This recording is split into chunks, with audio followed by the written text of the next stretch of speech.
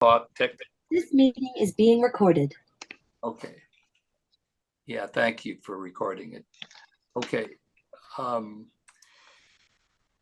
Gary's the retired Dean of Advanced Technologies from Blackhawk Technical College out of Janesville, Wisconsin. But Gary is very much a local person here, living and breathing right here in Michigan. And he's also on our board of directors. So when we had this conversation, we were kind of thinking out, the board was thinking outside of the box. Now, what is it that we really need to talk about that's going on in our country? And it didn't quite fit in with a regular person that just comes around and does presentations talking about their programs. So we were very fortunate to have Gary to say, yes, I will step up here and we can see what we can learn about fake news. And so without further ado, well, fake news, what is it and how can we fight it? So this is kind of like progressive folks trying to say, we're going to take charge here just a little bit when people are trying to BS us with things. So without further ado, Gary, you want to start us out with your presentation? Be glad to, Randy. Good morning, everyone. So can you give me the screen? Okay, share screen. Okay. Now I put some things on there, but you got your own.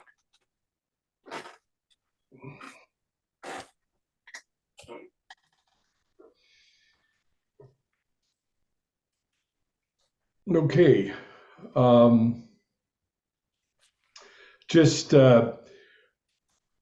The one thing I'm not quite sure on is, is everybody seeing people in the column on the right? No. Okay, so you're seeing a full screen? Well, no, we're seeing. There are people in the right, but we're seeing a pretty good, probably 3/4 full screen. Okay, so you can clearly see the slide though? You can read the whole slide? Yeah, A-okay there, Gary. Okay. All right. Well, very good. Good morning.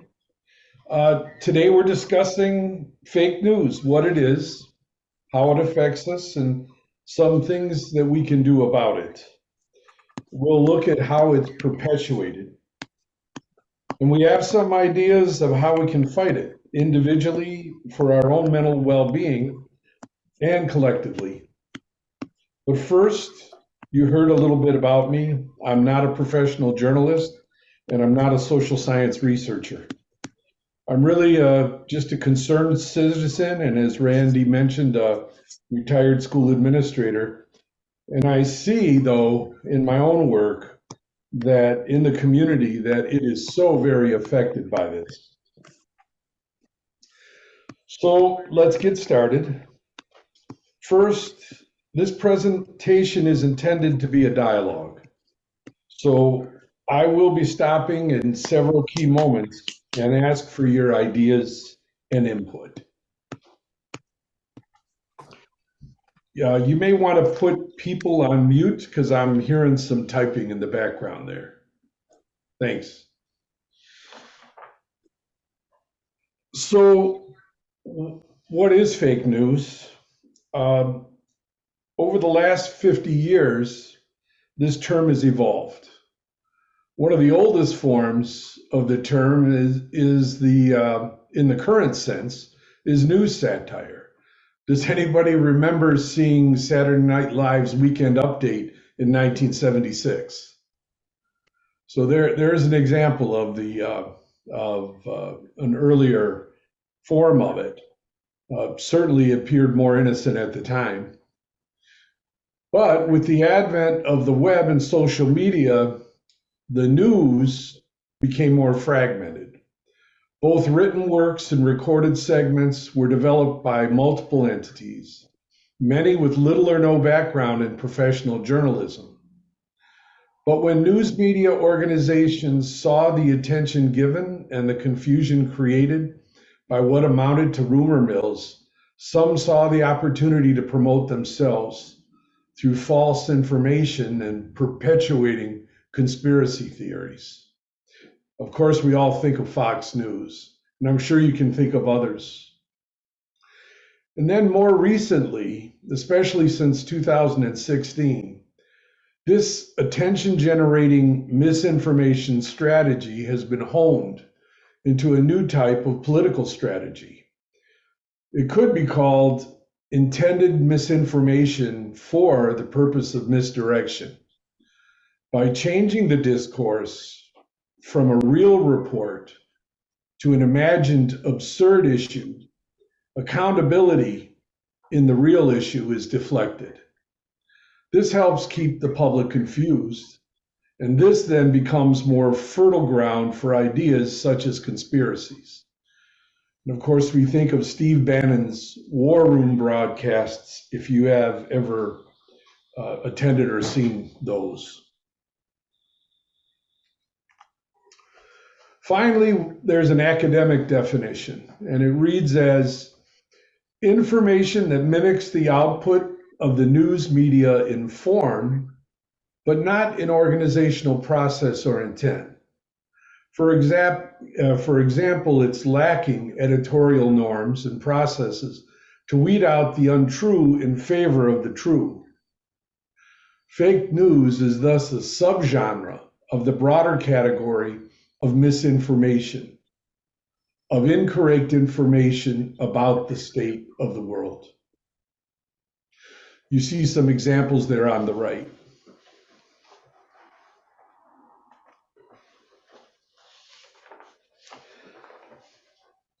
So,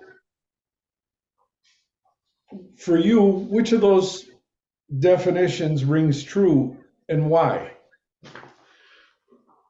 And I ask to unmute the audience if it's all right here.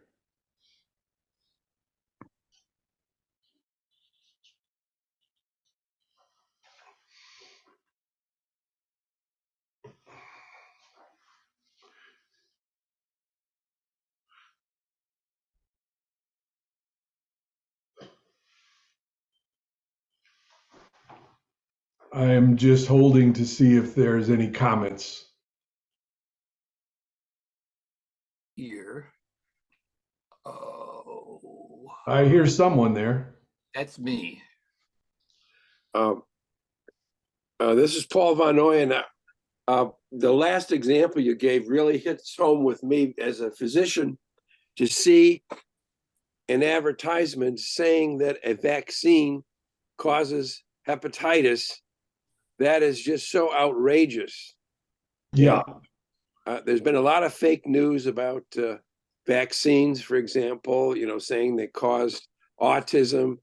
And we have, a candidate for President, Robert Kennedy, that's on that bandwagon and saying a lot of crazy things. And even though his brothers and sisters don't support him, I don't know if you saw that PBS interview with him.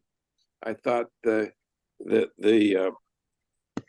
reporter did a good job in pointing out how he had supported these crazy things.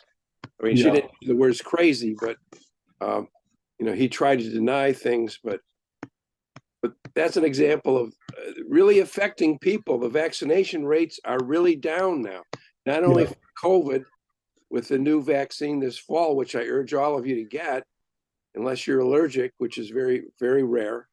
And vaccines for children is at an all-time low. And we're going to see all kinds of diseases like measles and chickenpox come back very strongly because of fake news. Yeah. That's an obvious example. Yes. Thanks. And I would add that in doing the research, that example of Kennedy, there's a book I don't know if people have seen called Doppelganger by Naomi Klein. Oh. And it's really interesting because and I decided not to try to go there for this presentation, but really it's another level in that really the idea, as you probably are familiar with the doppelganger, It's the idea of a clay replica of the person, but it has ill intent. And it seems that in many ways, the misinformation seems to be taking people and groups that we have found to be, very much in the sort of a clear-headed way of approaching various issues, and they take one element of that and it gets twisted into something that's dysfunctional and really harmful in the larger sense. And I think that example of Kennedy is a good example of that. But it also seems to be a function in that this seems to be going on more and more in finding people that just get switched, or the communications that we're talking about today, the news outlets, are confusing the situation around who those folks are and what their intent is. So really it speaks to the question of our susceptibility to fake news. And why is that? So looking into that, I found several things that seem to begin to clear this up for my own thinking. So first are some issues that are just in the basic brain wiring that we have and how we function in the world. So studies indicate repetition facilitates rapid and fluid processing, meaning we're hardwired to embrace ideas upon hearing them for the first time as true. It's part of a basic mechanism in how we interact with the world around us. And another very much basic function is this elemental mechanism of brain function, which is going into the trance state, which actually is defined, which means where we focus on just one thing. And it's often the case that when we're highly emotional, actually always when we're highly emotional, we can only think of one thing. Mm. And then another emotion that's very close by to to high emotional state is anger. And anger is a trance state, as when we're angry, we're totally focused on only our own view. So we get triggered into these states, even just by headlines. And as a result, we're kind of in a wired state already. And you actually, at this point, have to use your analytic brain to kind of reason yourself out of those emotions quickly. So the research studies in cognitive psychology say people that find broad, overgeneralized statements to be profound, even though often there are no factual basis for these statements given, are more susceptible to fall prey to fake news. And I think that idea of people thinking of things as profound is partly because it's starting from a fairly deep level in who they are, in terms of how we interact with the world. And so it becomes something that we've all heard. I'm sure, I know I've heard it from people near and far, that really an idea with not much substance is considered that. So that captured my attention when I was going through the literature. Also, the skill of analytic thinking now, as we think about this, plays a major role, as well as research shows that people weak in this skill tend to see fake news as accurate, and that people strong in this skill tend to discern the truth presented in media pieces. Mm. So this offers an important lesson for all of us in that thinking rationally and analytically and not emotionally is very important in our daily confrontations with this new world of news. And this raises the question of where we learn the tools and skills of analytic thinking. And really, our schools are more important than ever. So fake news mongers utilize our most basic tools of cognition to direct and confuse us. Hmm. How can we fight this onslaught personally? I think it's important to stop and kind of think about it.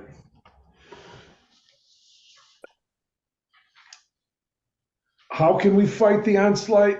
And really, it's to help keep ourselves sane. Well, use social media platforms responsibly. It's so important. Choose your news sources carefully. Look for reputable sources. Ask a professional for suggestions. Be on guard about putting yourself in harm's way. Many times the computer or the phone is seen as a form of recreation or release or rest. And that puts us in a vulnerable state these days to all of this. Take action. Protect on a larger scale, take action, protect the democratic system. Join organizations that do that, like the ACLU. Consider joining the Mozilla Foundation and follow their newsletter. For those of you who might not be familiar with the Mozilla Foundation, they've been around for a long time in the promotion of an open and free internet, as well as in the area of protecting privacy. Take the time to learn, and also take the time to learn about the relevant history of the topics you are engaging in. It's really helpful to arm yourself. In taking action, though, I'd like to make one comment about one of these five. In taking action, research shows that going beyond digital action is important. In other words, simply responding online. Would anyone care to add to or talk about one or more of these five strategies? Again, if you're on mute, I hope you can be taken off. Mhm. Yeah, Gary, this is Ahead. Kathleen McNellis. I'd like to comment on that. Please. Yeah. Yeah. First of all, I want to thank you for elevating this issue. It's been near and dear to me, I guess, especially since the campaign back in 2016, where I really first heard the word fake news. I had known about its existence clearly, from the time it was used satirically down in, like in 1975, 76 with SNL. But when the FCC took away the fairness in reporting parameters and just opened up the floodgates, as it were, in our radio media and our television media, where people could just, networks were established that were one-sided, and our news, I felt like our news the factual aspects of our news largely got hijacked. With all that being said, I am glad to, in 16, it was frightening to hear that term fake news, because I recognized how it was being, that all news media was being weaponized and politicized. And I sought at that point then to find sources that were less bias. And one thing that your lit search, your bibliography brought up, that I went ahead and took a look at, was the media bias and fact check link. And in reviewing the couple hundred sources that are actually listed as being not as biased, I was really heartened to see that many of our local news outlets, I'm talking about the humble little outlets like WXYZ TV, WYMD TV 20, online news sources like MLive, Bridge Magazine, WDIV for another television thing, and even Fox 2 Detroit have all been listed as being relatively unbiased. And the reason that they're unbiased is because they attempt to use less emotionally charged words in an attempt to influence their audience. And often they use citations and they cite credible sources like Associated Press. Mm. So, Mhm. thanks. That's very helpful. Thank you so much for sharing that. Danny, I see your hand is raised. Yeah, so I use a lot of social media, as does most people my age. And I think one thing that I've seen is there's a ton of fake news all over social media. It's super relevant. It's very prevalent. It's mostly on Facebook and Twitter that I've seen. But I think one thing that's like really important to remember is not everything on social media is fake news. Like there are reliable news sources and real news. And the most important part is doing your own research outside of that post that you saw and Yeah. making sure not to share the post until you know the information is accurate. So some companies or platforms will actually give you their sources so you can go and look at their sources. What are they? Where did they come from? Why are they using this source? And some of them are just giving you a bunch of information that could be true or not. So taking the time to do your own research outside of the social media posts that you see can be really helpful in discerning what's real and what's fake. Right. That's an excellent point. And it almost feels like it needs to be a knee jerk reaction to anything you read. Yeah. Let's really check it. So thank you for that. I see another hand, Colleen. Yes. A friend just recommended this book. We were talking about how do you know relative thoughts and absolute thoughts. And she recommended a book she read called Think Again, The Oh. Power of Knowing What You Don't Know by Adam Grant.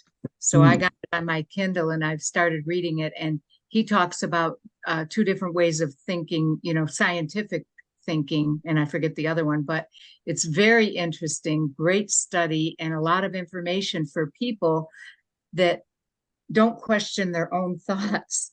It's interesting because that's one of the reasons people fall for this, because right away, if they see it at first and then they believe it and they're down the rabbit hole and they don't do the research, like Danny was saying, and they won't challenge their own thoughts. So I could put it in the chat if people Please. are interesting. It's pretty cool. I'm enjoying it. Great. No, Yeah. that's a wonderful illustration of a very important tool we can use to fight this. Mhm. So thank you for that. I am not seeing any other hands, but if there was one, Rich, yes. This may be jumping ahead, Gary.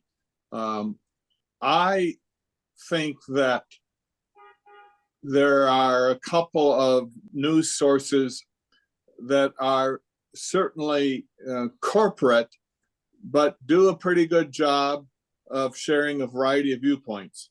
And that would be Public Television NewsHour with Jeff Bannett and Amna Havaz. Yes. And that's followed by the BBC. So, Yeah. so that's often good. And Great. in terms of the radio, NPR is as good as it gets, I think. Although I have to confess, in times of these like war, to help my spirit, I tend to listen more to classical music. So Yeah. Now I'll just mention I thank you for that, Rich. That was very good. And I don't know if folks watch Amy Goodman, but Democracy Now! Is what I have on my radio dial. And you can actually get that from the student-run station at the University of Windsor, and it's easy to get online, harder to get over the radio directly. They have a low signal. Mary Jo? Yeah, one of the things that I've heard emphasized on different presentations is never repeat the misinformation. Start with saying what the truth is. You know what I'm saying? I do. It gets so complicated. Right. You're right. I think it's just common sense, isn't it? That you don't want to, even in, one of the studies I read that's in the bibliography is just referencing it to dispute it will reinforce it as Right. being believed as true. So how do you attack it if you can't even mention? What are we going to say? It's the unmentionable. So it's very hard and complex. But I believe we're talking about trying to find the space to create truth in all of this and objectivity. So thank you for that. Any other comment? I got one. Yes, sir, Mr. Ivers. I'm a person that was very guilty of spreading misinformation. And about 10 years ago, I read a book. No, I read excerpts from a book by a guy that wrote a history of the 18th and 19th century in America. And he maintained that the only rifles that were ever in America were the ones that were over the fireplace, that people didn't use them. They trapped, they did this, they did that. And it turned out he was absolutely wrong. But I spread that. I'm an anti-gun person, so I very happily spread the misinformation about that guns weren't in every home, and that this was all a fallacy and all that. And when it turned out that when the guy's book was totally debunked, I really felt bad, and I tried to straighten it out. But what it was an example of me reinforcing what I already thought, and being very happy to find out. I've found out since that one of the main reasons guns were so prevalent in this country was slavery. It was to protect the southern landowners, and also we wanted to be a military country even from the beginning, and we wanted to be in the arms race and the whole business, just like we are today, arms race. But we intentionally manufactured rifles, and the exchanging parts was one of the things that made this country separate from Europe. But we are all guilty of spreading misinformation. I say I feel a little bit responsible for misinforming people. I think there were far larger forces that were pushing that agenda. So Dave, you need to forgive yourself, because it certainly is an honest mistake that we've all made. And you said the reason. It isn't. We're still learning more about the real American history, and so I appreciate that. I have a dear friend who's a African American historian who said to me, this sort of connects with that, Dave. He said to me, if you actually understood the history of the United States, you would have no idea where you're living. And I honestly, for years, he said that to me so many times. We're talking about 25 years ago. And here I thought I'm a educated, enlightened person trying to stay on the edge of trying to understand real things. But honestly, what he said is true. As time has gone on, I realized there was so much truth in that. And so, yeah, I think this is also a function of our lack of really understanding our own history. So moving on then, if it's okay. So let's look at that issue now for a moment about, so how hard is it to change a person's opinion? So turns out the research shows it's very difficult. It's called the continued influence effect by social scientists. It's where false information may continue to influence beliefs and attitudes even after it has been factually debunked.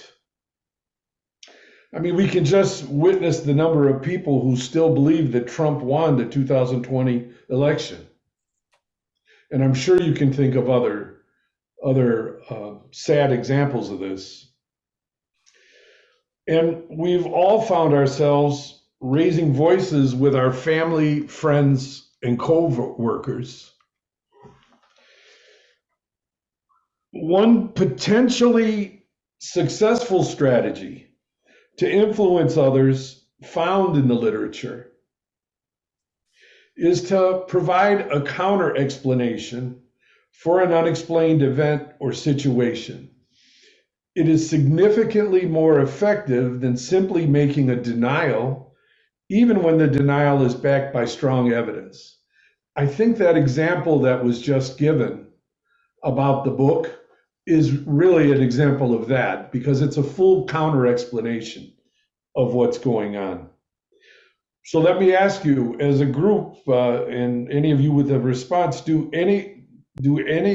anyone have examples of success stories they can share with us?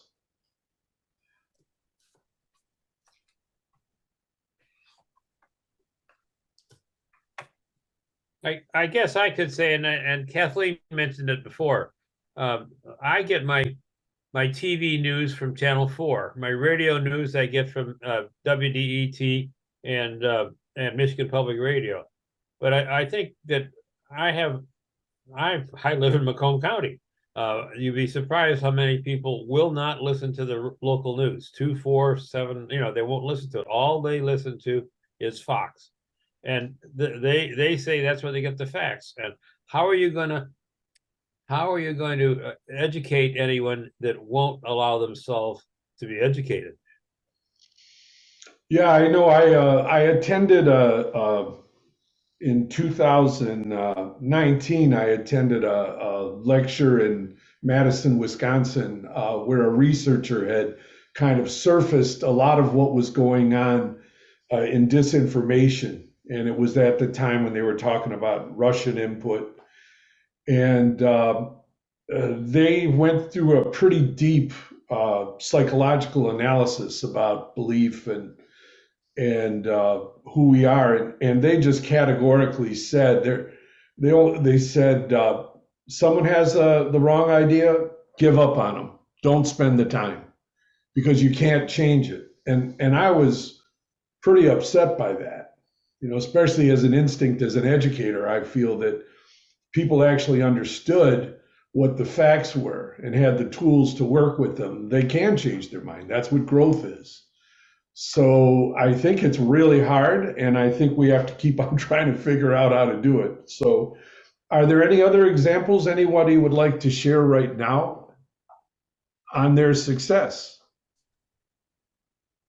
I'll offer something. I have coffee regularly with a group, at a local McDonald's, and we're a pretty diverse group with a lot of different political opinions across the political spectrum. So needless to say, we have sometimes some really spirited discussions. And one recent success that I guess I've had is, we're hearing in the media a lot. And as I said, I try to listen to a lot of the local media news as well as local Michigan-based news. So I try to really shy away from things that are more either left-leaning like myself or too right-leaning. With that being said, one thing that I've heard in a lot of media, even the liberal media, is people talking about Biden's age and, he hasn't done anything, and look at our economy and look at how everything's a shambles. And there's a part of me that is rather horrified. And so what I've recently been doing is just asking the question more than, as you were saying, Gary, denying things like Biden's age. I can't deny that. I'm not going to hold that against him. That's ageist. But yeah, okay, he's going to be 80. He's going to be the oldest guy. Oh, well, so's the prospective front runner on the other side. But I can push back by asking questions like, well, what about this bipartisan, the monies that we got in a bipartisan fashion over the last couple of years that have now gone to help our infrastructure, to help our roads, to help build our bridges, to repair bridges, to repair the railways, to add new cars. And I can honestly say, I take a train fairly regularly to go see one of my kids in Chicago. I'm seeing new coach train cars being added on the Amtrak service line now, and they actually are much better than even going on the business class. And I mean, those are the Biden dollars at work. And so you can kind of talk about things in a general way, but then I guess I'm also offering that perhaps one can speak even from their own experience and say, I see this happening. So that's what I'd offer. Thank you. Thank you for that. Danny. I think the times that I'm most successful is people who are uneducated that want to be educated but don't know where to start. So I find that a lot of people who just don't know about the topics are spreading misinformation because they think it's true, but they don't know how to research for themselves. So being able to say, hey, this is what I know, here's where I read it, or, here's some of the sources that I've heard it from, and being able to share that information sometimes helps them because they just don't know how to do that kind of research or where to even begin. So they just believe the first thing that they hear, which isn't necessarily right either, but not everyone was taught how to research. Like, it's really ingrained in me being in college at the time that I was, but at one point that wasn't as much of a concern. You wrote research papers and you did all of that, but it was a very different environment that you were writing in. You were writing from books and newsletters versus anything you could find on the internet. Now you have to decide, well, is this actually credible or not? What is this? Where is it from? And there are many, many more questions that we now have to look at. So I think just also helping the people who are uneducated can help stop misinformation spreading as much as well. Very good. Thank you. Thanks. Those are both excellent comments. And I think if we all thought about it, we'd find our own examples in those realms. And it's really important to remember that it's happened because just in the face of this, it can seem so overwhelming. Lynn, please share with us. Yeah, I think part of the problem also when we talk about education versus not educated is not really understanding civics and how things work in this country.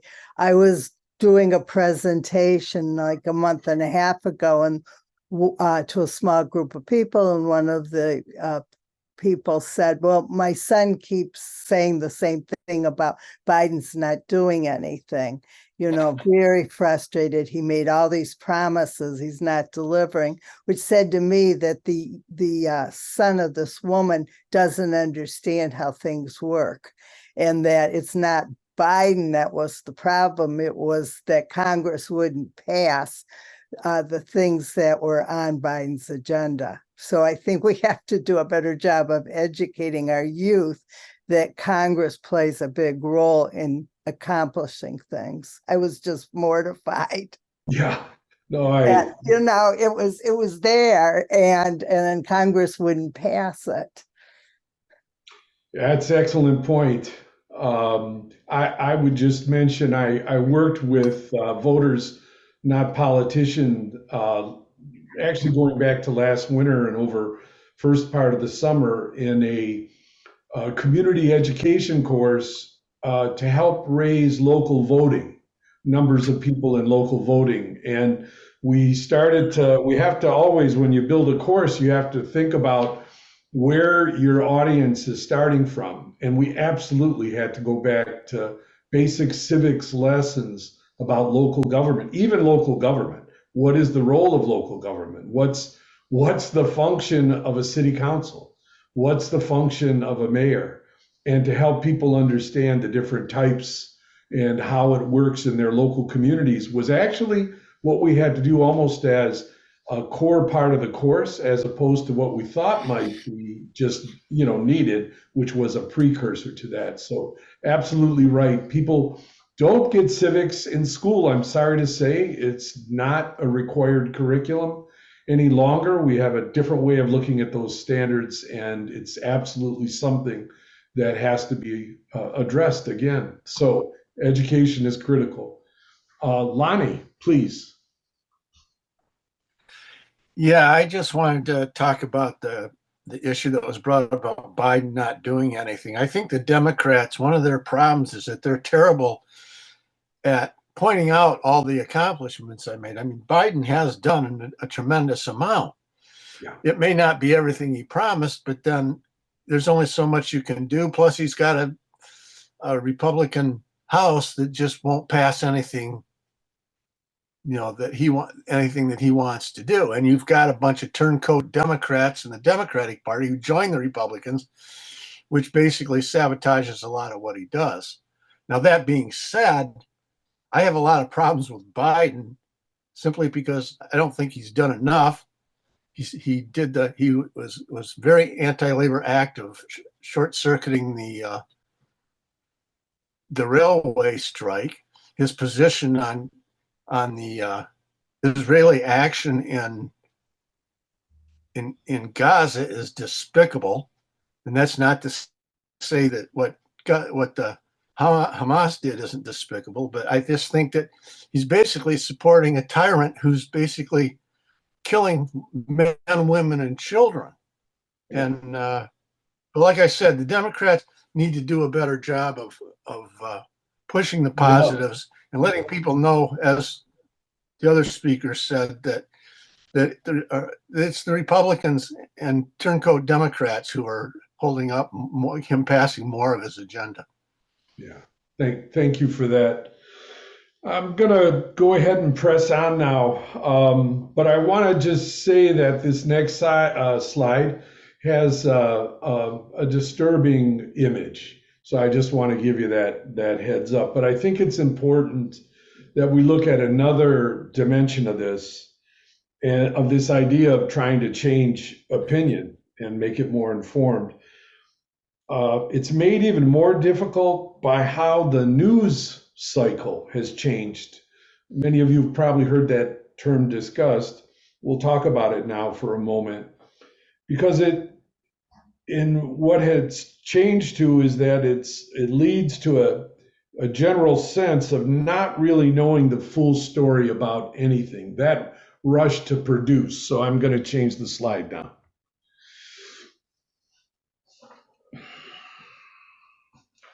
So as breaking news unfolds, people increasingly rely on social media and other app-based sources to stay abreast of the latest updates. And while reputable news sources strive to provide more factual information, the pressures of rapid response in the news cycle leads to their making opinion pieces, rather than stringing together factual elements into a well-developed perspective that would be more objective. This then serves to contribute to the informal, rumor-driven state of news and information. And that headline on the right, which attributes that bomb that fell on the hospital, they attribute it to Israel, and it was actually Hamas and a rocket that did that. But it's that rush, that forced rush, and I don't know how many times I've tried to listen to what would be considered updated information on a current event from a reputable source to find that they slide into opinions so much of the time, as opposed to a more reasoned story. So it's become a major problem, of course. So, but there is one mechanism that's emerged to challenge these profound changes in the news cycle, and that is satire. In a study reported in the International Journal of Public Opinion Research in 2013, the results indicate that exposure to satirical news coverage can influence knowledge, opinion, and political trust. Additionally, regular satire viewers may experience stronger effects on opinion, as well as show increased internal efficacy when consuming news coverage about issues previously highlighted in satire programs. For many in this meeting, I think this new reality feels strange. I mean, when I think about that, I kind of had an instinct that that was the case. And when I saw the studies, validating satire, it rang so true. And so why would it feel so strange? I thought about that. So I'll posit that it's because we see today's issues from a perspective formed before the advent of the internet, one that could be grounded through researching multiple sources, seeking out objectivity. Danny talked about looking at books and inherently taking more time to develop an opinion. And much of that work we did for ourselves was done without the intent of selling something to us. But that is not the experience of today's youth. Their opportunity to interact with worldly information is driven by hidden forces prescribed by technology companies for the creations of consumers and profit. Cell phones and social media and related apps are often the pervasive experience.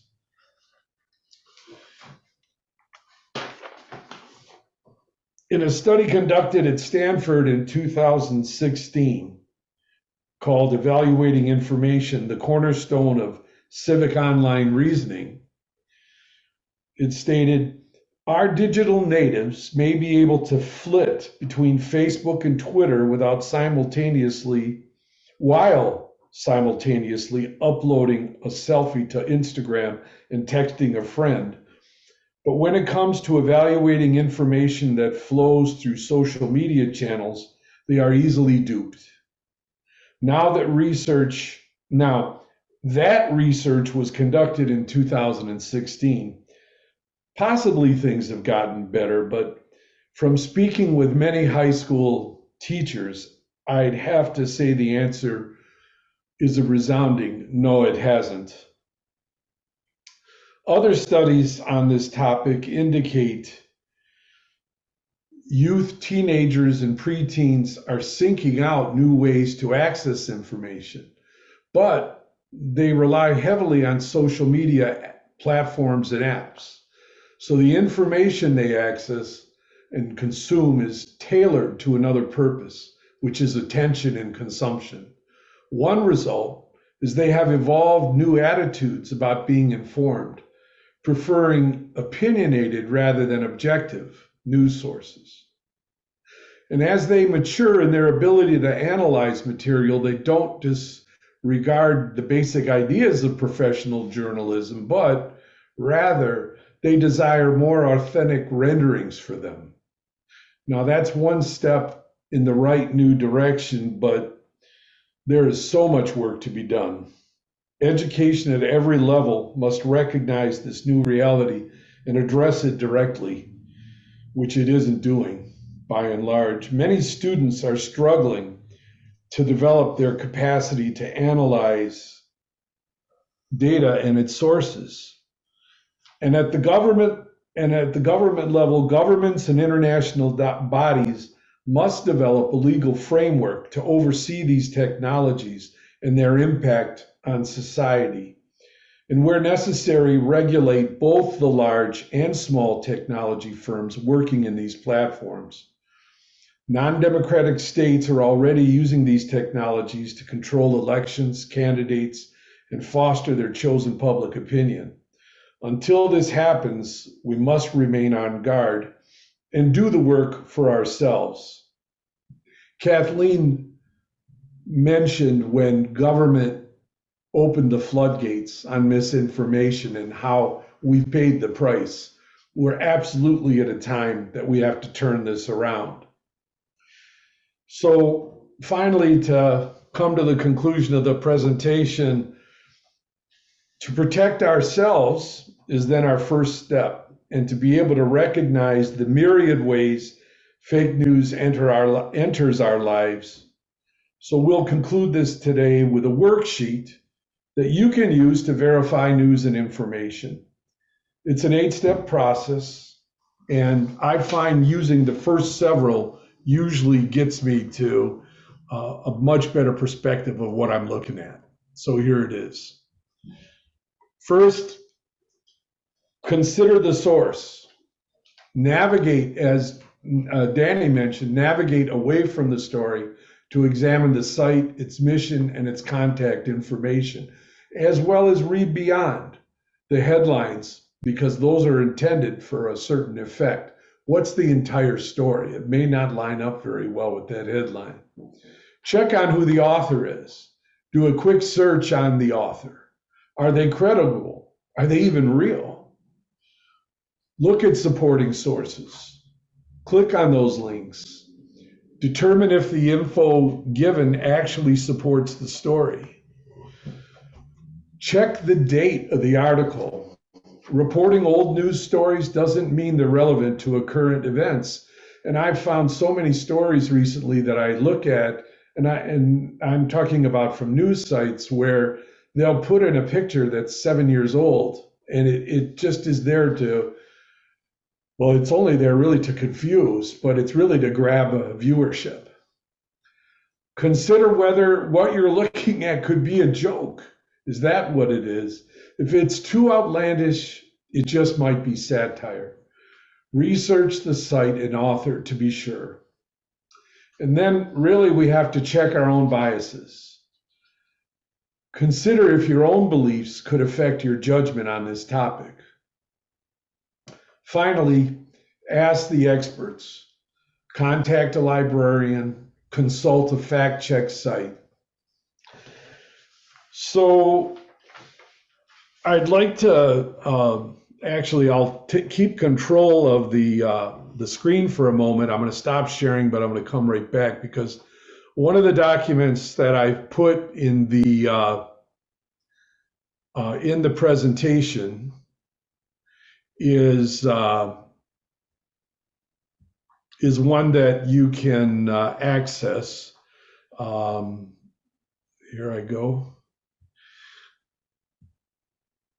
I believe all of these have been put in the chat. Were we able to do that, Danny? I can definitely put in the chat. Give me 1 second and I will. Did this get emailed to us by chance? And I can add emailed it, right. I emailed 3 docs to you, the bibliography, the fact checker, as well as that procedure, that list of things to go through. So this is one of those 3. This is a fact checking summary that was put together by the Harvard Library. And the first group, these sites attempt to impartially rate the veracity of news items and statements by public figures. And so you can see there are 5. Some of you may know these, some of you may have others. Snopes is very common. Unfortunately, there's a lot of dark attacks on Snopes, so it can lead to problems on your computer. But of course, you've got to have protection on your own PC. So I'd say you have to have that to work with these. Also, you can also install a browser extension on your website browser, and there are 3 here that can be linked then onto your browser to be able to access easily. And finally, the last group is now visual verification. With the expansion of AI, the images can be so modified. So there are 2 there that are now available right today to be able to evaluate what was happening, if you would care to go that far. So that ends this. Like I say, this document should be put up there in the chat by Danny in a moment. I'm stopping the sharing now and going back to full screen. And I'd like to thank you for your conversation. I think it's an important topic to work on together. So thank you for the opportunity to do that. That's great. That's great. Everybody give Gary a little love right here. This is not fake news. This is true. But thank you so much, Gary. There's a lot of thought that went into this, and I appreciate all the people that were either contributing or giving it serious thought during your presentation. It's going to be a never-ending challenge, I think, for us to know what is the truth. And so we're going to say we can't offer Gary a membership in Gray Panthers, which we tell all of our speakers, because he's already there. He serves on our board, and we'd like to be able to offer some kind of honorarium to one of Gary works with a young person's group. You want to remind me of the name of that group that's the high school group?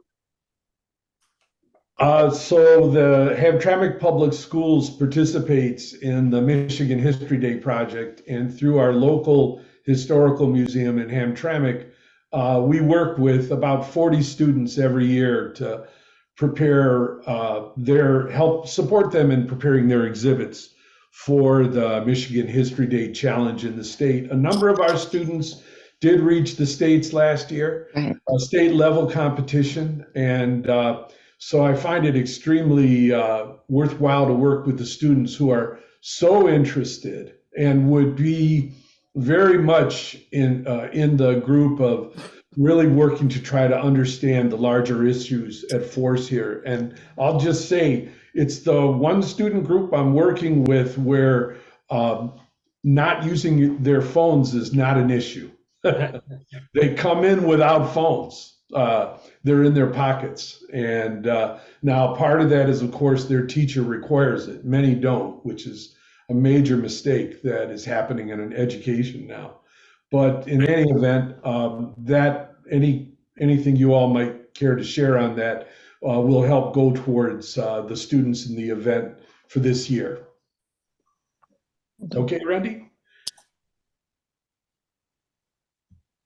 The sad thing for me about the misinformation is what it's done is that I've found that the people that are, if I may say, the Trumpers, it's a cult, it's a religion. They won't move from their thoughts. What it's done is turn off maybe 50% or 40% of the population that cares about democracy, that cares about elections, but is turned off by all the hyper. And it's something that I think that's as serious a problem as the so-called Trumpers. They say I have given up on talking to Trumpers because you can't move them. They're a religion. It's a cult. Well, this is probably good for several more conversations. I'll put it that way. But the subject is important enough that I want to thank on behalf of everybody here, Gary, for the work he's done on laying this out for us. And so we do have share with people. At least Gary sent me 3 of those kinds of things that had those sources. So we might be able to share that with our larger group of people, Gary, as another way to say thank you to you. I'm going to invite everybody who's on the call now to stay. We have our regular meeting where it's almost like we're trying to kind of give updates on a lot of different issues that are coming before us. And Gary has said he's got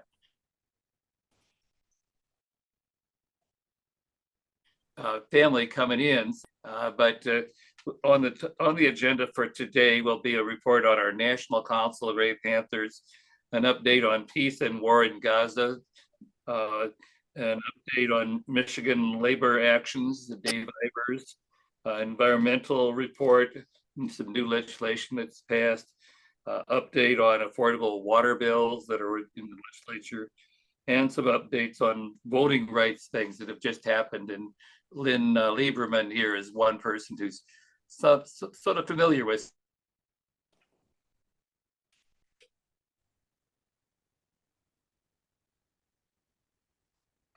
some of that too. So those are to discuss, but kind of looks like our speaker is gone. He's trying to get ready for Thanksgiving with people, family, with family coming into town. So we're going to have to put that music on mute here. I'll just give a quick report on our National Council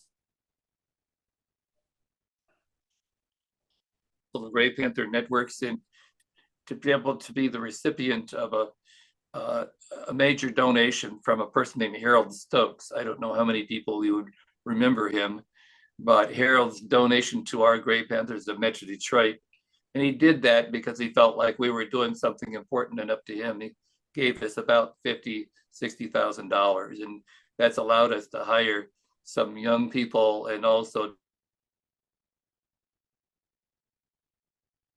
do some more things. So Danny's the part of the, and Danny's benefiting from the fact that we have some money to pay her a bit.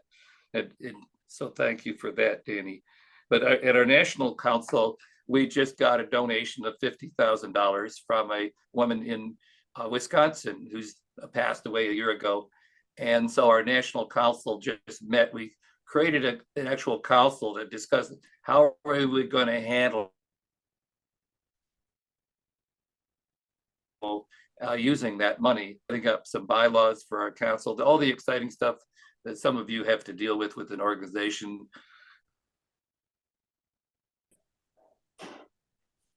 But we've also established some criteria for what we're going to, how we're going to invest some of that money in expanding the number of Gray Panther networks around the country, as well as expanding the membership there. So that's a little update that way. There are some other big issues that will be on the agenda for our next issues committee, but I won't go there. But that's just a little update that we're kind of an important point in time where our national movement, and which our national group, another person, Jan Bendor and I, and a person from Texas, have been keeping the whole national movement going since that time. We're now ready to hear more. And I guess if you have questions about what's going on with the National Council of Gray Panthers, you could talk to me afterwards or ask a question right now. But the 1,000-pound gorilla about what's happening in our world is this peace and war in Gaza. So Reverend Rich, you want to give us the update and maybe what Peace Action is going to be doing? It's very disturbing. Thank you, Randy. When it comes to looking for the real news and or reality on the ground and in the Middle East, I think a way to look at it is to look at the various narratives. There are stories that are being presented by various groups. And one way to look at this is there are at least 4 narratives. The Israeli narrative is that our defense forces are trying to liberate Palestine from Hamas, trying to free the Palestinians from Hamas. The Hamas narrative is that there have been all these agreements between Israel and other nations, and we're getting overlooked. The Palestinians are not being considered in terms of the occupation. There's a human rights narrative, which stresses the casualties, and many religious groups look at it through human rights and talk about praying and humanitarian aid. And then a 4th narrative, I'll call the United Nations narrative, which says that Israel has an illegal occupation of the West Bank and Gaza. So stepping into the UN narrative, the UN says that there are 2.3 people in Gaza at the risk of starvation. The water desalinization plants and the sewage operations are closing down. And only 10% of the necessary food supplies are getting into Gaza compared to the start of the war. And then, courtesy of the New York Times, their headline this morning was "The war turns Gaza into a, quote, graveyard for children." And there are 7,000 in the Shifa hospital without water or electricity. Thousands are being killed of children, maybe 4,500 children. On the other hand, Israel says it takes all feasible precautions to avoid civilian deaths. So in the middle of all these narratives, 24 Democrats in Congress have sent a letter to President Biden urging him to end, quote, grave violations of children's rights, unquote, by pushing for an immediate ceasefire in Gaza. Some of these Democrats include Alexandria Ocasio-Cortez, Mark Pocan from Wisconsin, Betty McCollum from Minnesota, and Rashida Tlaib from Michigan. They call for an immediate cessation of hostilities and a robust bilateral ceasefire. At the same time, they reaffirmed, quote, the unequivocal condemnation, unquote, of the attacks on Israel on October 7th.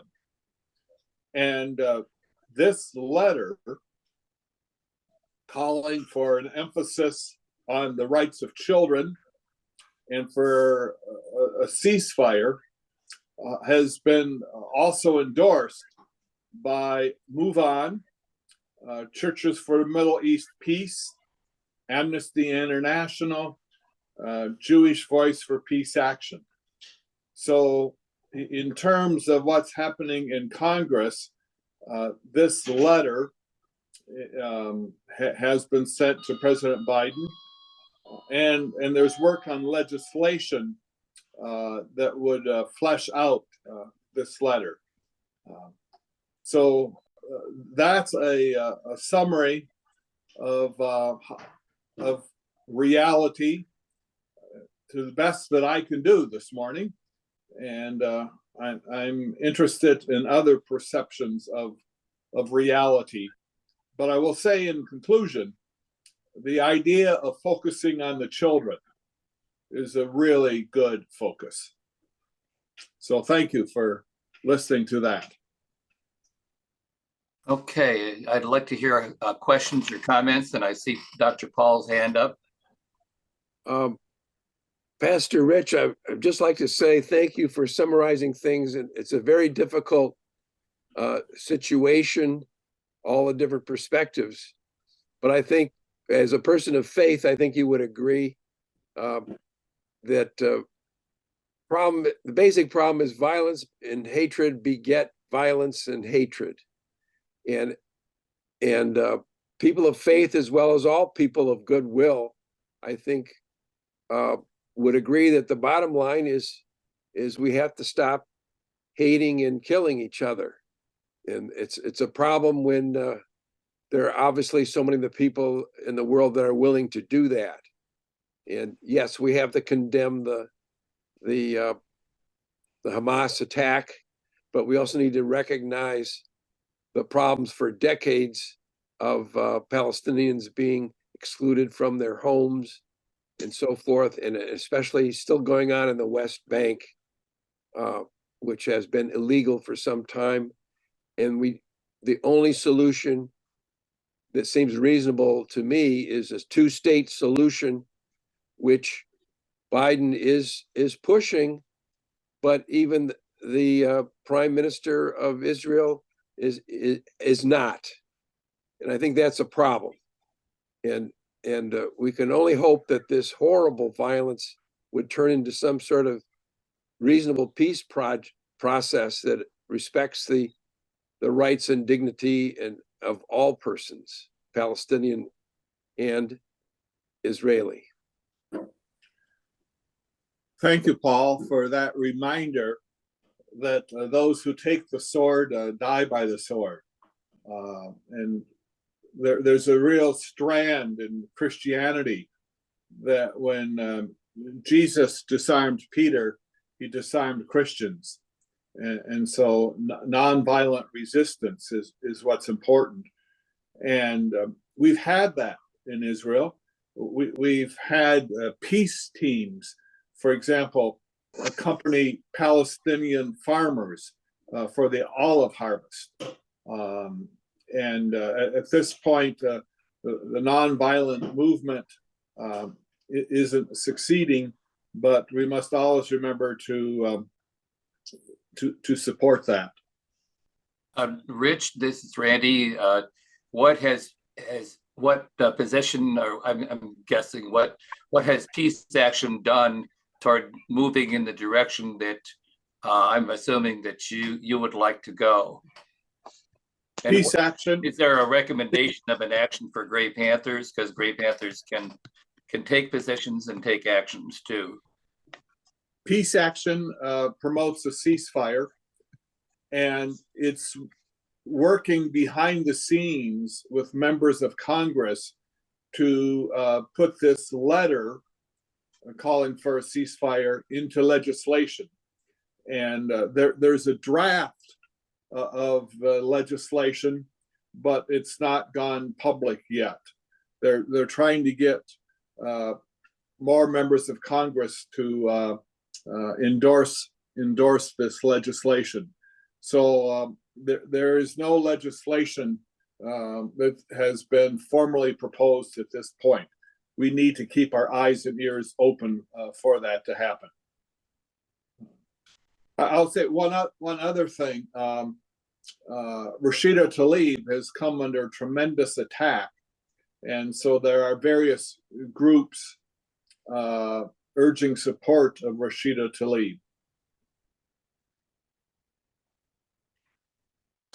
Yeah, thank you for that. I will just say that we had a lengthy, a lengthy discussion about the war in Gaza at our last National Council of Gray Panthers, and we had people from the Jewish community who were really very reluctant. We wanted to sign on to that letter that you're talking about, to send something to Biden, and we end up saying that, well, each network then could decide for itself, because we had that conflict going on, this values conflict that happened. So, but I'm more than open to, I know that there may be folks from the Jewish community that would see it differently than I do, but I'm just saying I want to be open to taking some kind of a pro-peace position on this whole situation. I'm sort of speaking to the board, but maybe other people on the call right now to see what you think. But Dave? I don't think being critical of the Israeli Defense Forces at this time is anti-Semitic at all. I do not feel that. I think we're dealing with the most conservative right-wing government in Israel since its inception, and I don't think there's any question about that. There are people that would nuke the other countries if they had their way, and that's the ultra right wing. And the really ironic part to me is, and I'm giving opinions, I apologize, but the incursions into the Palestinian area and all the villages they've built, they're more or less forts within Palestine. They were built by the ultra right, and ironically, they don't serve in the armed forces. So I mean, I say, God save me from the ultra right in any religion, whether it be Christian or Islam or Jewish, whatever. The ultra conservatives in all religions are terrible, and they ruin it for everybody else. And what I would like to see is people get past the fact. I think Hamas deserves to be destroyed, and so I'm kind of in the middle. I think the Israeli Defense Forces, the state of Israel, has a right to say we want to get rid of Hamas. They just have to do it in a humane way. And again, I go back to Rich. The reality is, if we emphasize the attacks on the hospitals, the attacks on children, the deaths of the children, maybe we can get somewhere. But I don't feel that criticizing Israel for its position is anti-Semitic at all. I some of us know Selma Good, God bless her, and she's been one of the most critical people, and she's a very good Jewish person. But she recognizes that Israel is overstepping their bounds and has. Thanks. Okay, thank you. Thank you. Your opinion. There was Dr. Paul, and then I see in Lon Herman next.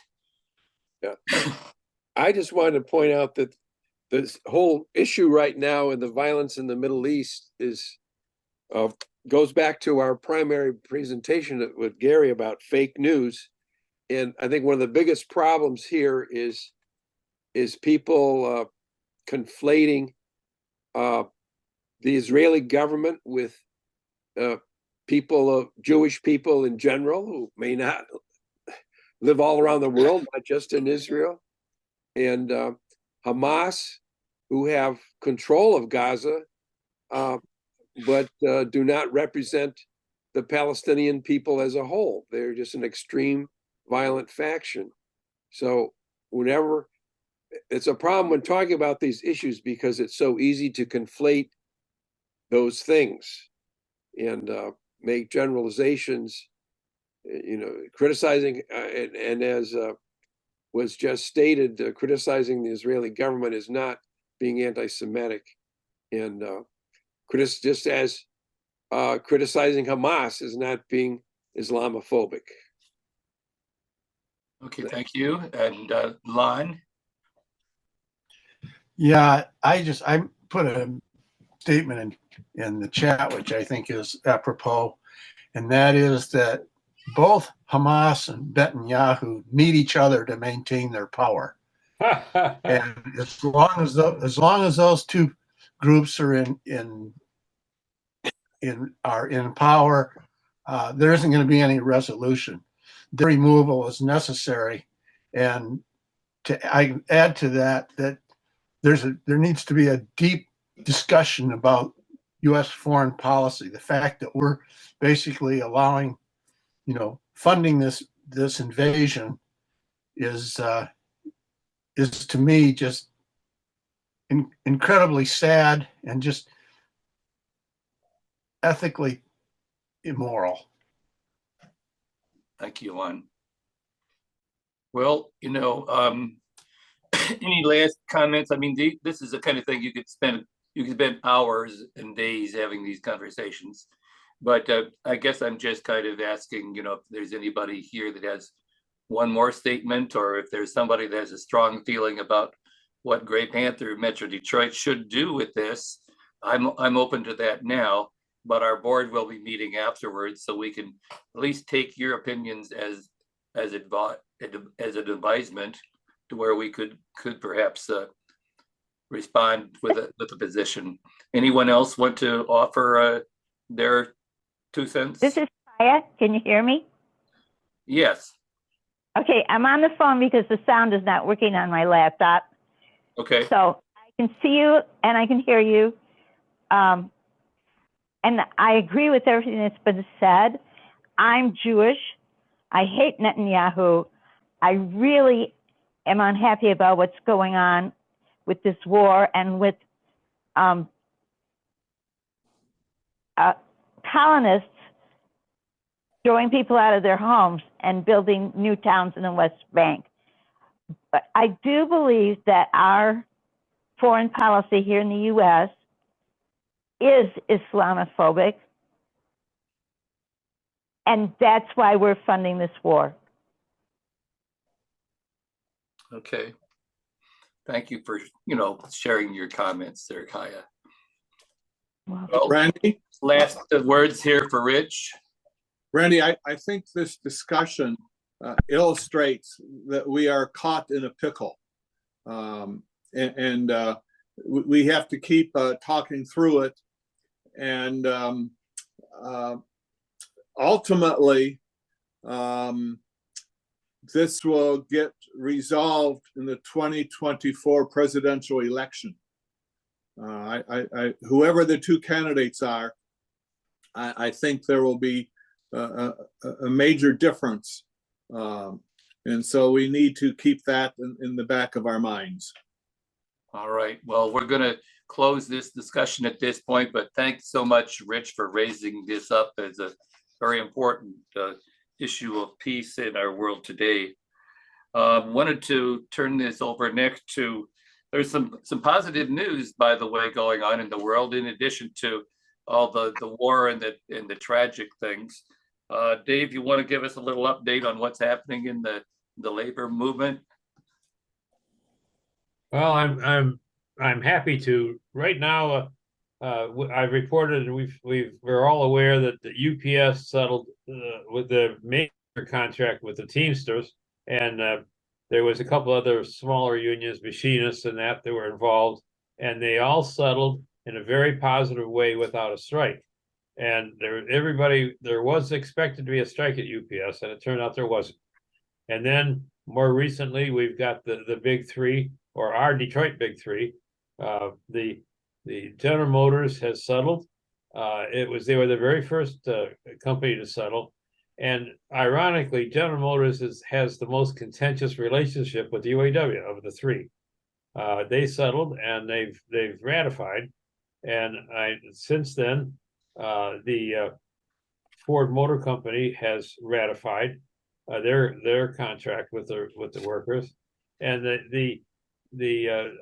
I haven't seen the news this morning. I don't know if Stellantis settled or not. I think they did, but I don't know that. But the reality was that whether it be the UPS or Blue Cross Blue Shield of Michigan, who's on strike, still on strike, I think they just got a tentative agreement too, and the big three in Detroit.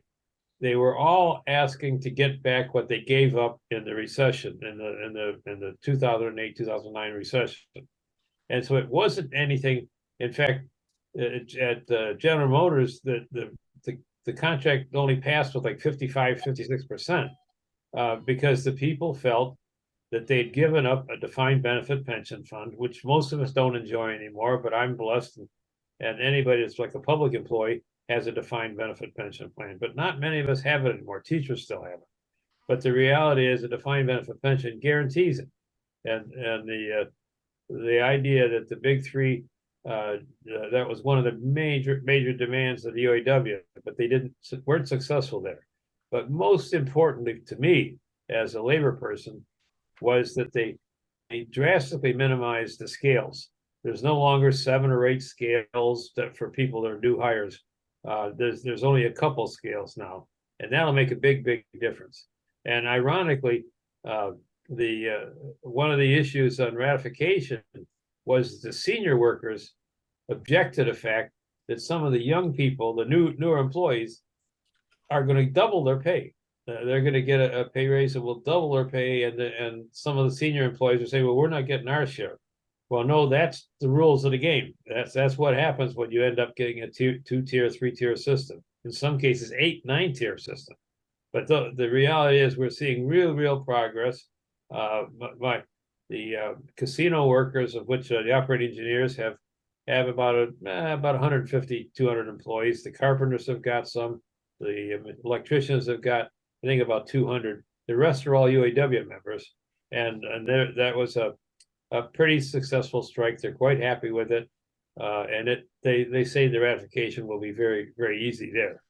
But the reality is it's been a good year for labor in Michigan and across the country, and the hopes are that this will change.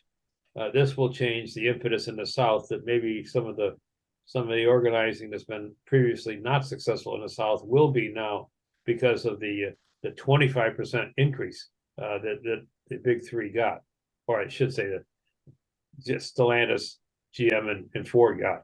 So for me, it was a positive experience. I got to the Blue Cross Blue Shield picket line a few times, and I've been to 1 or 2 of the UAW picket lines. I never did get down to the casino workers, but they've been pretty successful. And quite frankly, the morale stayed high, which is really important in a strike. So that's anybody got any questions, I guess? Any questions for our labor activist? And I'm seeing Rich's hand. Thank you, Dave.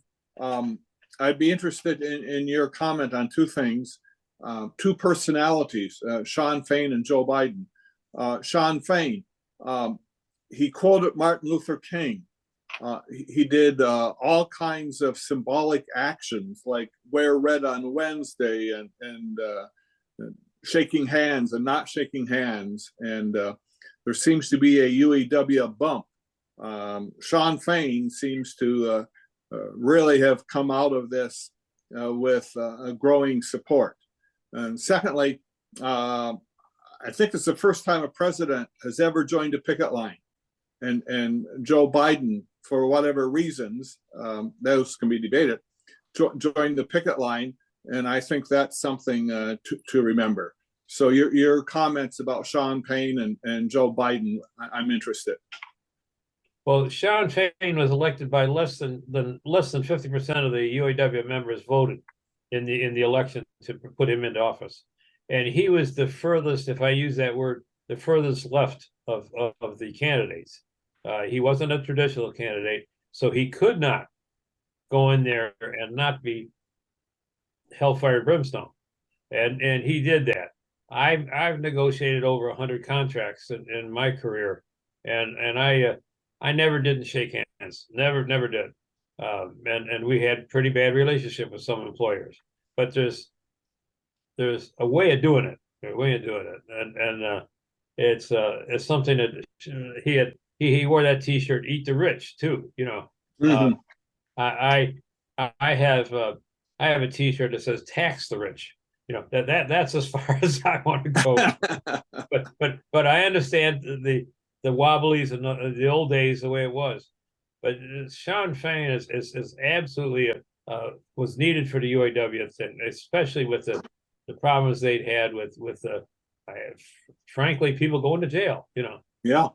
He had a very strong move from people behind him, from the people in the grassroots. And there's been significant change in the UAW in the regions in Michigan. Here we got Region 1 and Region 1A. Those regions have changed because of Sean Fain. He has definitely made it more of a democratic union. My union, the International Union of Operating Engineers, is not very democratic. We elect, we're we elect somebody to represent us in Congress, and the Congress passes the laws. What we do is we represent in the most unions. You elect somebody to go to the convention, and then those people at the convention elect the new president. So it's not as democratic you'd like it to see.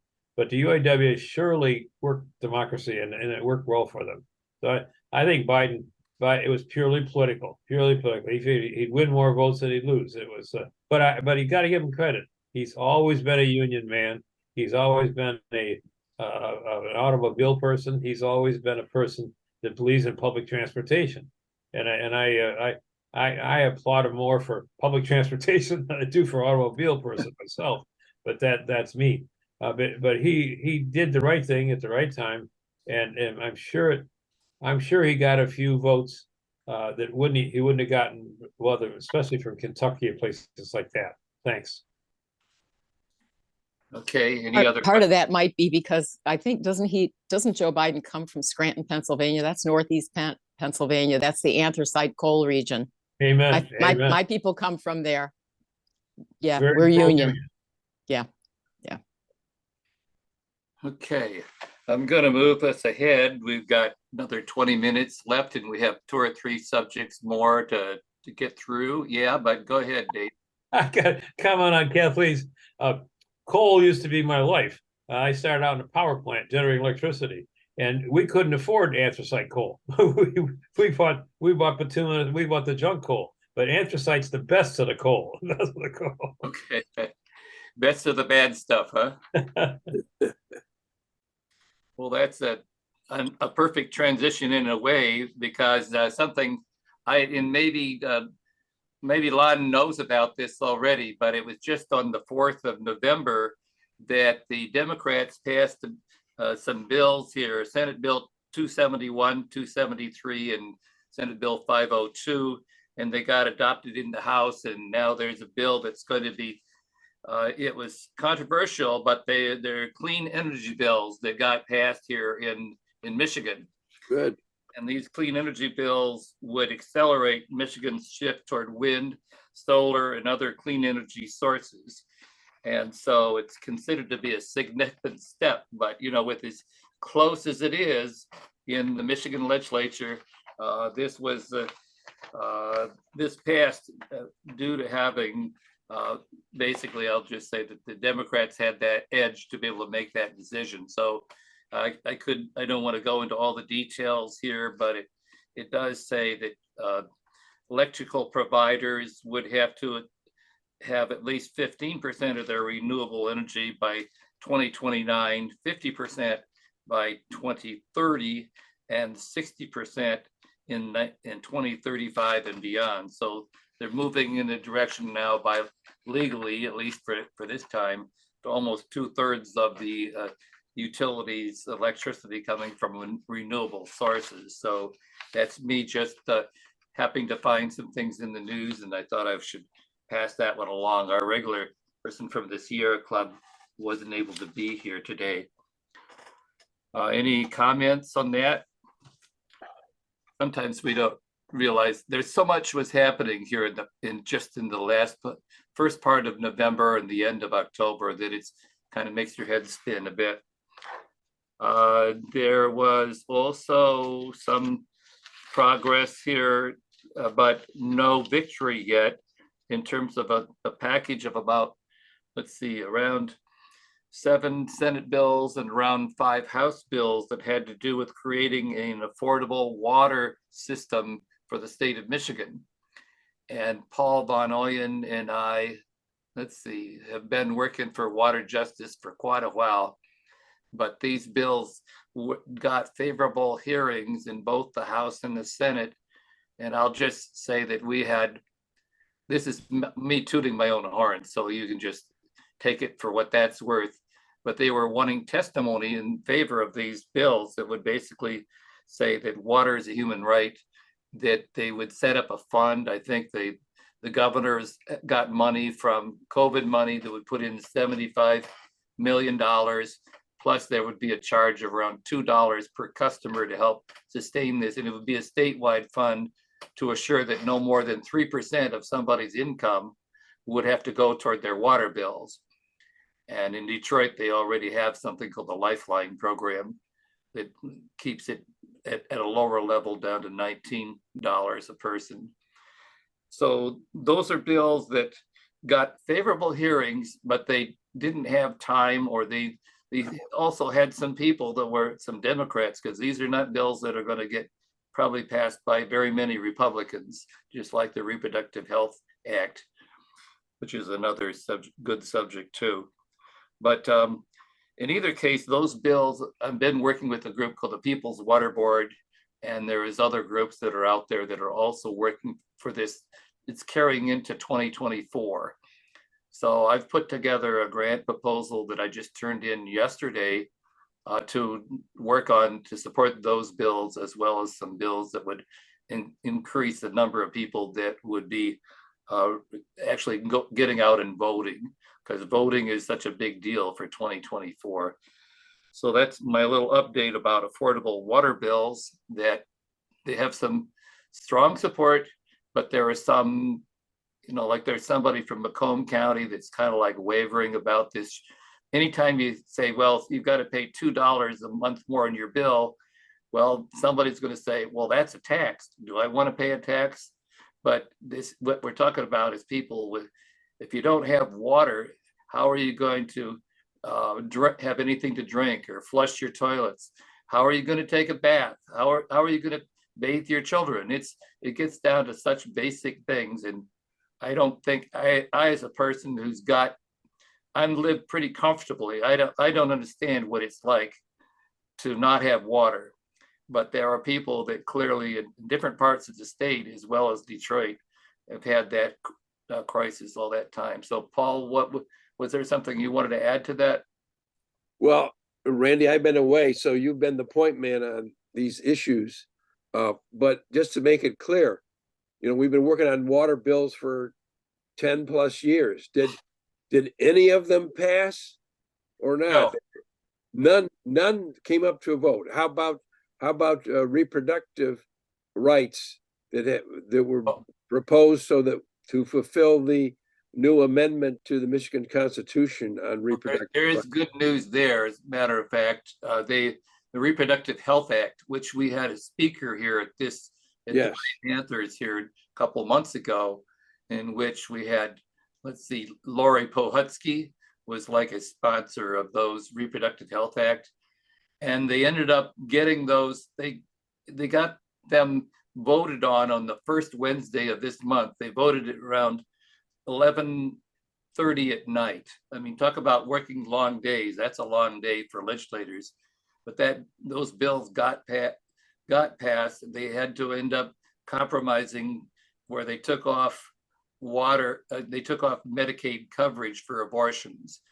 And that was, makes a big difference. If you're a low income person, you can't afford to spend $1,000 or $2,000 for a medical procedure. But that was a Democrat that was opposing it, and they had to cave into that Democrat, but they still got other kinds of things that were improvements. So there's supposed to be, matter of fact, just got an email yesterday, asked to sign our name on to something. The governor will be signing the Reproductive Health Act bills this coming week.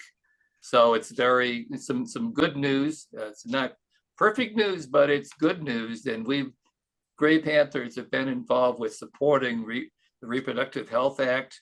And now we can say that we were part of getting some bills across the finish line. But there'll still be things to work on next year. They could sue, take it to the court, for example, about the issue of Medicaid. And then I guess there was another part of it too, where they had a 24-hour waiting period. And you'd think, well, what's such a big deal about waiting a day?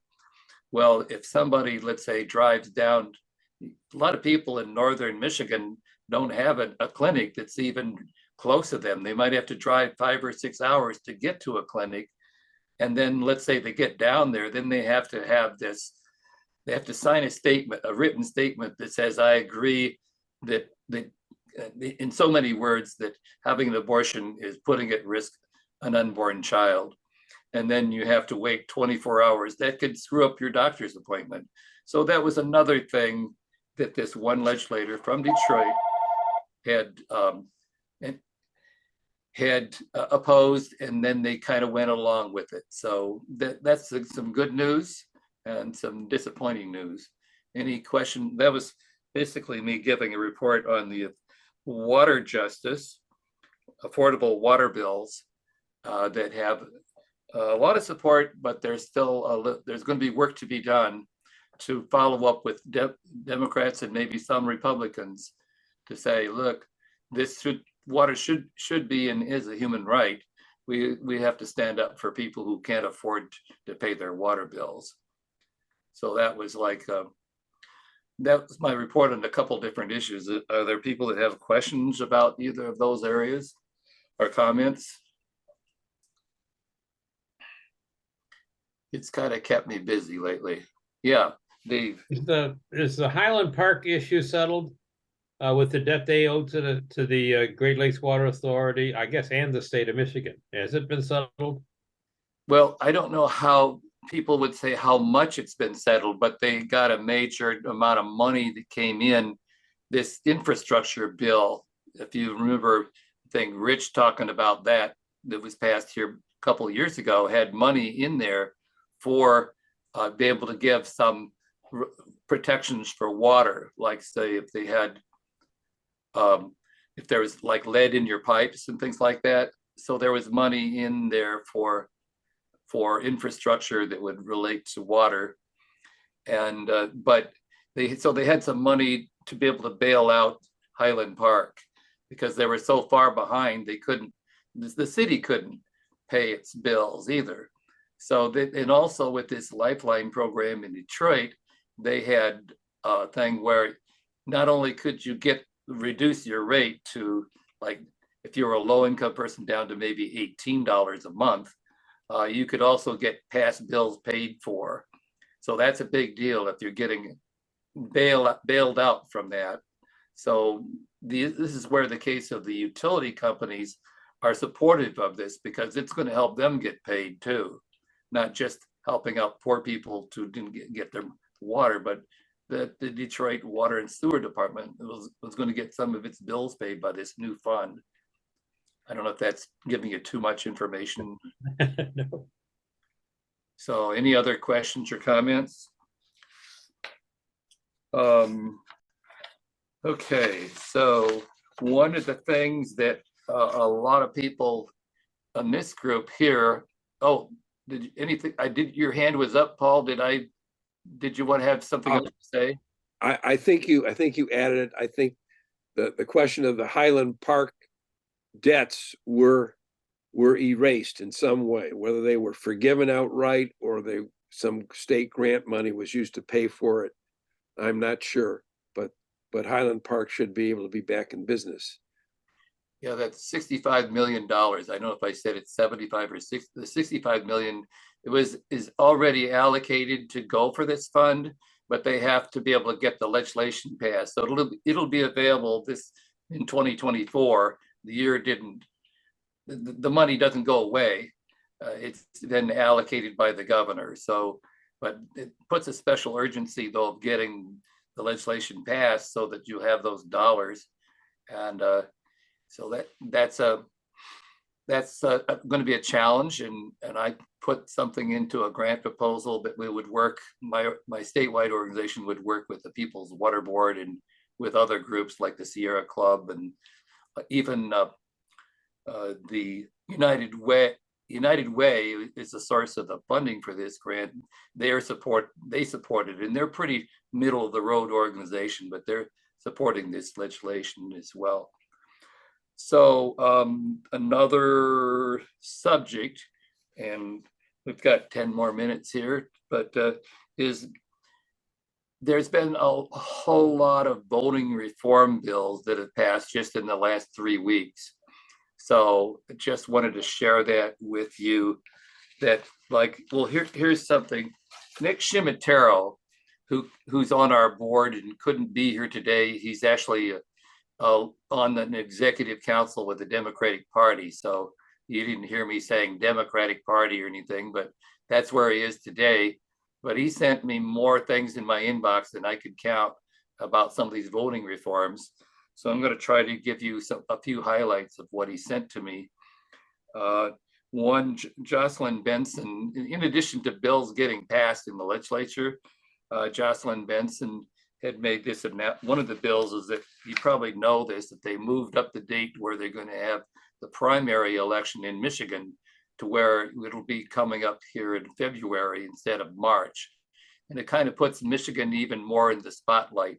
So here, this is just so Jocelyn Benson just here on November 13th, what is that? This is Monday of this week, had announced here are the candidates that's going to be on the ballot for the primary. I know this sounds kind of funny, but of course it's more than Joe Biden and more than the other candidate, Donald Trump. So for the Democratic Party, these are your official ones that will be on the ballot if you're voting in a primary. It would be Joe Biden, somebody named Dean Phillips, and someone named Marianne Williamson. She's with the Unity Faith Group. And then for the Republican Party, these are all candidates. Then there were 6 people that were going to be on the Michigan ballot. One is Doug Burgum, Chris Christie, Ron DeSantis. We all know about the Florida Ron DeSantis, Nikki Haley, Asa Hutchinson, and our flamboyant Vivek Ramaswamy. Those are the 6 people that will be on the ballot. So that was probably either here there to you because maybe you all have your ideas about who you're going to vote for.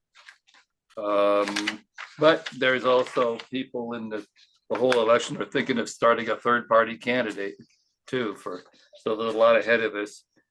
This one here, was a statement. There was legislation that did pass that could make a difference for people who are older and have disabilities. There was a bill that passed that said that now that people can get rides to the polls through people that get paid to do it. Now, if you wanted to be a volunteer to drive, say, your next door neighbor who's in a wheelchair, or they can't walk, or they don't have a car to get to the polls, you could always give that person a ride. But if you were with a group, let's say they're going to get a bus, or they're going to pay some people to provide transportation to the polls, it's no longer a ban on that. So that's a breakthrough, that there's more possibilities for getting rides to the polls. And so that's a step in the direction. There's new legislation that passed that said that if you were a high school senior, if you're a high schooler and you're 16 and a half years old, about the same age as you get your driver's license, you can automatically now with this new bill that passed, these high schoolers will be able to get automatically registered to vote, and they won't be able to vote until they're 18, but they're already kind of getting their foot in the door, that now they don't have to be lost when it comes down to getting registered to vote when they turn 18. So to me, that's a kind of a big deal. And if we're talking about caring about what happens to young folks, and that they're going to be involved with getting a lifetime of being involved somehow with choosing who they want to be represented by. Now there's about 3 or 4 other reforms that I'll mention to you, and then there's probably about twice that many that are out there that are kind of putting into place what they call Proposal 2, which was a lot of voting reform proposal that got adopted here at our last presidential election. One of them is to be able to say that we have early voting now, that it's at least 9 consecutive days beginning in the second Saturday, this year, I guess it would be 9 consecutive days that people will have to vote in advance of the election. Then there will be, and then there will be, there'll be another process, where the absentee ballots, how many of you here vote absentee? Well, a lot of people that I was finding from doing the research on this grant proposal, but there are people that they didn't vote because they were sick, or they had that disability. And so if they knew that they could vote absentee, then these people, and this was looking at people who were, but the census told us that there were reasons why people didn't vote. And so absentee is another way, or then they require that every city has at least 1 drop box. But there's also another kind of thing that there hasn't been implemented yet, where people could just automatically put their ballot right in and it will be received in that kind of way. I don't know what the big deal is about that, but it's another thing. They'll also, under the new law, that will be requiring that if you have an absentee ballot, that will have the prepaid return postage. So you don't have to worry about getting a stamp to vote with absentee, and I think the Secretary of State had done that just with some controversy involved, but now it's the law. And then they have some other things with the other thing, and I guess to me, this is not new, but this apparently was also, if you're a permanent mail on a permanent absentee ballot list, once you do that, you'll always get, you can get your absentee ballots in the mail. Now they kind of made that anybody can get on the permanent mail ballot list for absentee ballots. So these are examples of things. There was a woman on our call this morning who's with the National Council of Jewish Women, who actually put together 3 pages summarizing all these things. And I'm just giving you about 5 or 6 of them. So Randy, this Yeah. is Kathleen. Yeah, I had the opportunity to, I worked pretty extensively on election day and had an opportunity to interface with our city clerk here in the city of Southfield We were part of the piloting effort with the 9 days of early voting. And I may add that there are very, very good reasons that people would have concerns about dropping an absentee ballot into a drop box or a slot where they're not sure that that box or even that slot might not be sabotaged. And we know that there were concerns that were elevated regarding things like that in the previous presidential election. So to that end, there's that. There are others who also had voted. A lot of African Americans had talked about how they don't do absentee voting because it isn't something that can be trusted that the vote will actually count. When you take that ballot and you can do 9 days of early voting, and you're able to see that thing go through the tabulator because you're feeding it in the tabulator, it's already been counted, and then it's done, and you're done. And that's a really, really good thing. It's a really good thing as it relates to, and I don't know if you elevated this or not, but they've also put some extra teeth in the kind of things that can happen if there is hassling or attempted intimidation of any election workers on election day, and that is a misdemeanor, and it can be elevated right up to something that would be felonious as well. So we have really strengthened that by operationalizing the stuff that we enshrined by virtue of Proposal 2 last year in the Constitution. And it really helped, and it helped here in the city of Southfield. Yeah, thank you, Kathleen. There's just a lot of, it's a positive thing when you try to make it easier for people to actually express their point of view at the polls.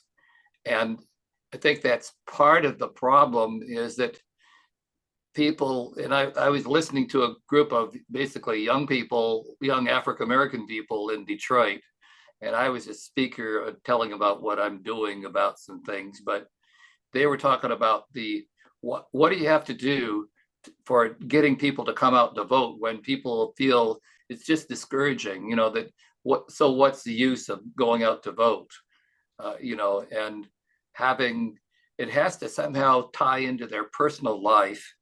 And having food was also considered an important part of how do you get people's attention.